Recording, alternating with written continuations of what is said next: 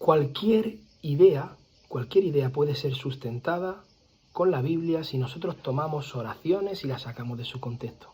Y hay muchas personas, hay muchos que lo hacen por desconocimiento, que lo hacen sin querer, porque desconocen, ignoran esas reglas gramaticales, pero hay otras muchas personas que lo hacen para engañar, lo hacen para seducir, toman un texto tuercen las escrituras al coger esos textos, al no atender a ese contexto en los versículos bíblicos. Cuando estudiamos una oración, nosotros es imprescindible hacer esas preguntas fundamentales que siempre se hacen. ¿De qué habla el texto? ¿De quién se está hablando en ese texto? ¿Qué es lo que se está afirmando en ese texto? ¿Cuáles son las circunstancias? ¿En qué circunstancias se da? Es decir, los complementos circunstanciales, cuándo, dónde, cómo, qué acciones están sucediendo. Son cosas que tenemos que preguntarnos, porque si no podemos hacer ese análisis con esas preguntas, entonces ahí es donde se están cometiendo siempre los mayores errores de interpretación bíblica.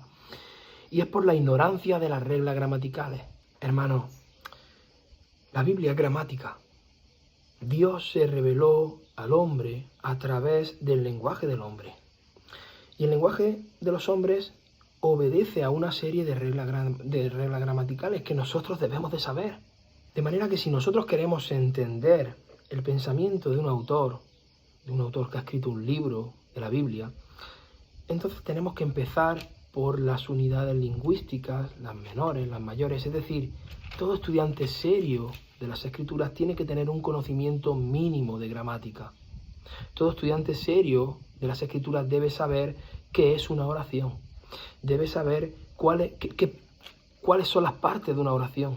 Debe saber analizar esa oración, es decir, saber cómo se analiza esa oración, saber cuál es el sujeto, cuál es el predicado, el complemento circunstancial. Debe saber gramática, hermano. El problema en las iglesias de hoy es que no se estudia la Biblia. No se estudia la Biblia con las reglas gramaticales de nuestro lenguaje. Debemos estudiar la Biblia atendiendo a esas reglas gramaticales para poder comprender lo que estamos estudiando.